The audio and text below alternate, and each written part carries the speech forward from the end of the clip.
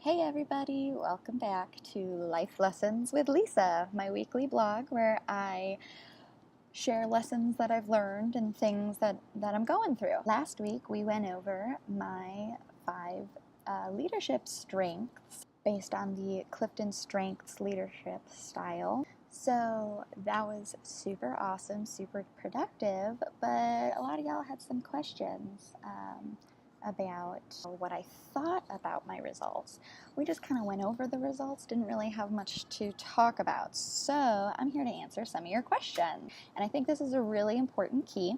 The thing that I find about strength-based leadership approach is that it empowers leaders because it involves self-awareness. If leaders aren't aware of our strengths, like our effectiveness as leaders is limited.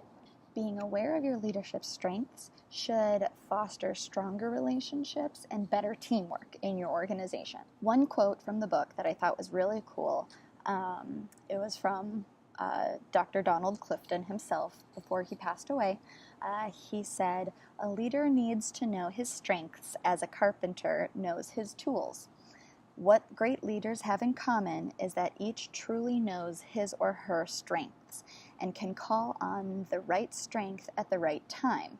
This explains why there is no definitive list of characteristics that describes all leaders." To me, this means that in order to foster effective relationships and teamwork, leaders need to be self-aware of their leadership strengths. And that's honestly the most empowering thing about the strength-based leadership. Okay, now a lot of you had a lot to say about what my strengths were, how you thought I interpreted those strengths. But I wanted to go over what exactly about my strengths resonates with me. So, my top strength is empathy, as we went over. And the thing that really resonated with me the most, you can find it on page 163 in our textbook that about the strengths. And it's the quote, "Witnessing the happiness of others brings you pleasure." And I feel this a lot, not only in my leadership roles, but also in my personal life. Absolutely nothing makes me happier than when a friend gets a new job that they were really trying for, really deserving. Or like when one of my friends is in a really happy and healthy relationship, or when a family member is proud of a project that they just completed at work or even at home.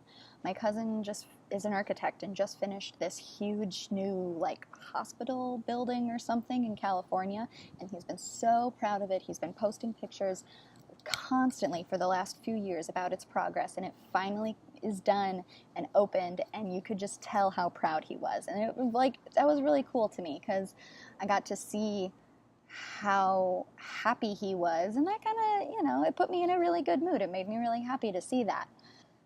Similarly, I feel really proud when one of my team members accomplishes something. I've cried reading Facebook posts about a friend sharing a success story, whether she got the job or something. But I've also cried when friends share difficulties too, like the loss of a family member or spouse. And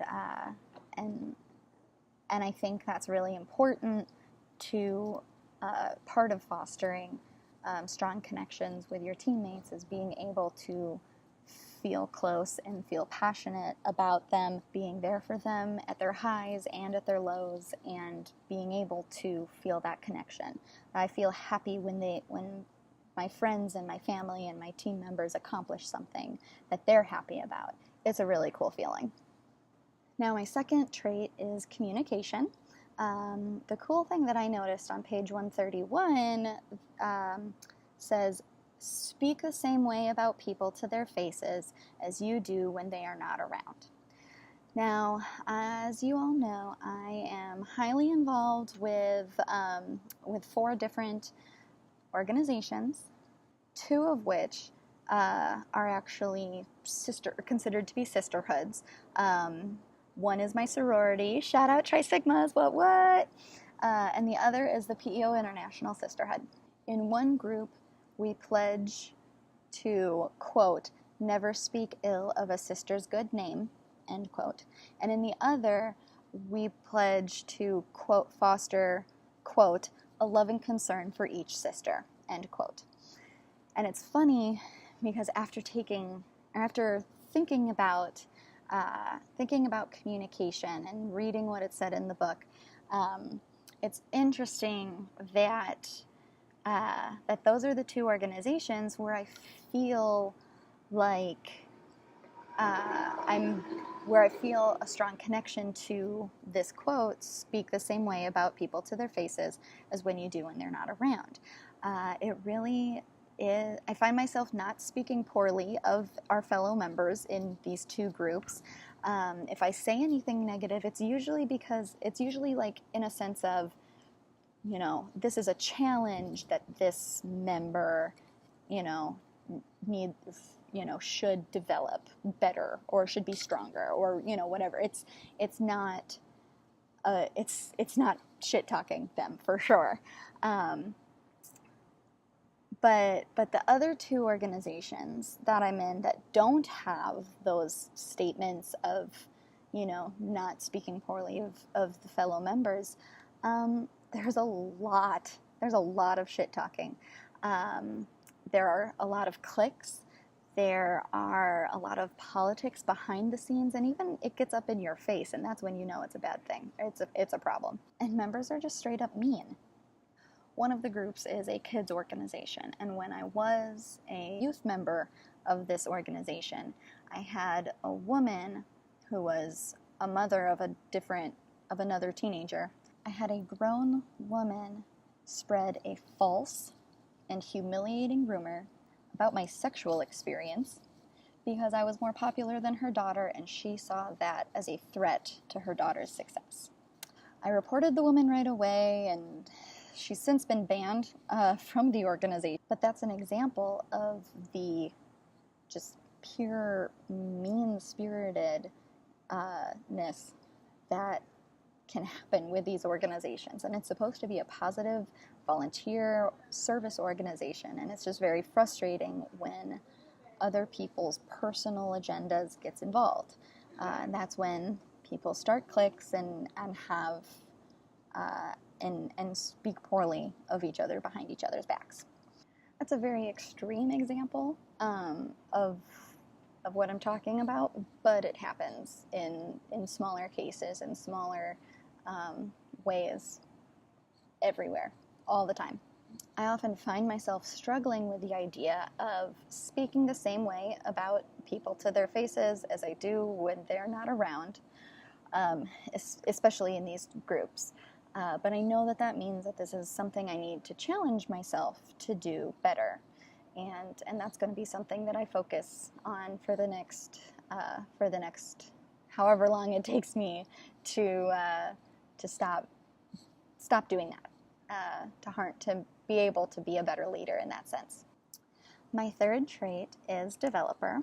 The quote that I found really cool from the book on page 155 was, "We learn best from those we love," is a quote you understand and appreciate.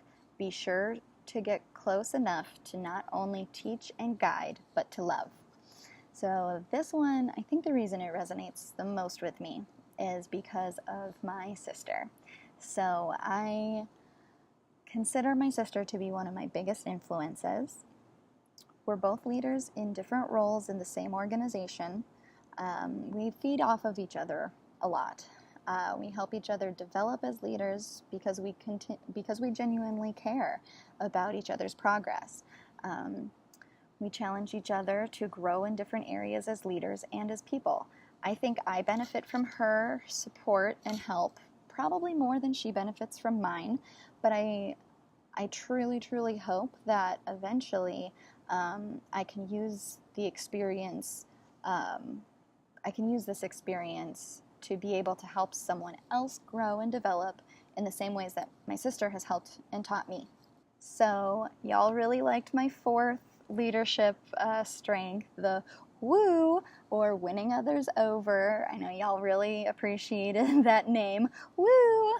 But it's a lot more than just being friends and making friends with everybody and, being a really awesome person and wooing all over the place. So the thing that I thought was really cool, and it's a quote in the book on page 233, it's important to you that some of those contacts develop into long-lasting partnerships. Of my history, right now I challenge myself to not just make contacts and friends everywhere I am, but to make sure that those contacts are long-lasting. I did struggle with this for a while, a few years ago, or a year, to focus on my family and take care of my daughter. I lost a lot of contact with a lot of good friends and good people. It's definitely something that I struggled with and still struggle with, because I have yet to be able to gain those connections and friendships back, and that was really hard to me when I realized that I lost them. Never, never, never want to lose a great friendship or connection due to my lack of communication or lack of fostering that relationship. I still miss those friendships today, and honestly, given the chance, I would try to rectify and reconnect with those people. But because of this experience, the negative experience, I continue to challenge myself to maintain the connections I do have now and develop new relationships into long-lasting ones. And I think I'm doing a decent job with that. It's still a struggle, but Facebook really helps, obviously. So that's a fun new challenge that I'm taking on. So then my fifth strength is arranger. And on page 119, I thought the quote, you want people to tell you the truth because you depend on honest feedback to make important mid-course corrections if necessary. I thought that quote was really, really important. It really spoke to me in my personal life, in my organizations, where I'm a leader, where I'm not a leader, but I always try to create that trust with others, and I think honesty is the best way to do that. It's difficult for me to make decisions and be an effective leader if people are not honest with me. In one of the organizations, one of my fellow officer members on the board recently was not honest about her abilities to complete her duties as in that office. And it had a major negative effect on the chapter. We fell really far behind, and our membership is still suffering for her lack of honesty and communication. I told her multiple times that I would totally understand if she wasn't able to do the job, and we would have no problem finding another person to take over. No one would think poorly of her if she was honest with us and honest with her abilities and needed to step down. But unfortunately, she was not honest with me, and it really hurt our group a lot.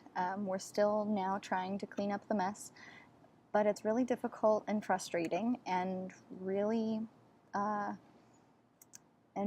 brings down some of our other members that are stuck trying to clean up this mess. So it's real frustrating. So that's the feedback I have, my reaction to my 5 strengths. I'll do a couple more questions. This one's kind of getting long, but I'll do a couple more questions. Let's see, the next one. What does the language in the Clifton Strengths book explain about your leadership style? So I guess this one kind of ties in to each of my reactions of each of my strengths. A lot of my strengths mentioned the importance of communication and fostering relationships with people. Empathy obviously has a lot to do with relationships with people. Communication is relationships with people and obviously communication. Hello. Developer has also a lot to do with fostering relationships and growing with others. Woo has a lot to do with communication and winning people over, obviously. and a ranger again, honesty, communication, and fostering relationships. So these have always been a really important part and a really important foundation of a strong leader, at least the way I view leadership. And I view my leadership. So I feel really connected to the way that Clifton Strengths describes my strengths and therefore describes my leadership style. So, all right, one more question, you guys. All right, this one's a good one. So, what are the limitations or weaknesses of the strengths-based leadership approach, or what is missing or not being considered in this framework? So, I actually really like this question because Clifton Strengths only focuses on your top 5 leadership strengths. I feel a huge weakness in this theory is that a leader's individual weaknesses are not being discussed. I personally would want to know the strengths qualities I scored lowest on, what maybe my lowest 2. I think that's important because I want to know where I'm completely lacking. The key with the strengths-based leadership is knowing your strengths and playing to them, which I totally understand. But I think it's equally important for leaders to develop in areas of weakness also. Let's be real here, golfers, for example, don't just focus on putting or driving. They need to be successful in both. They need to know how to chip the ball out of a sand pit just as much as they need to know how to readjust their swing when it's windy. Or in baseball, I feel like pitchers should be able to swing a bat too. Like, not just throw the ball, but also swing a bat. Pinch hitting is stupid. I don't like it. You should be able to be well-rounded. Now, I totally get that the strength-based leadership plays to your strengths and focuses on your strengths so that way you can further develop your strengths to be stronger. But I think it'd be an interesting added twist to at least know your lowest 2, and then learn ways to make those lower 2 a little stronger. Just an idea. I don't know. But anyways, thanks for tuning in. Check in next week when I share what I'm learning as part of my journey on Weight Watchers. Bye guys. Thanks.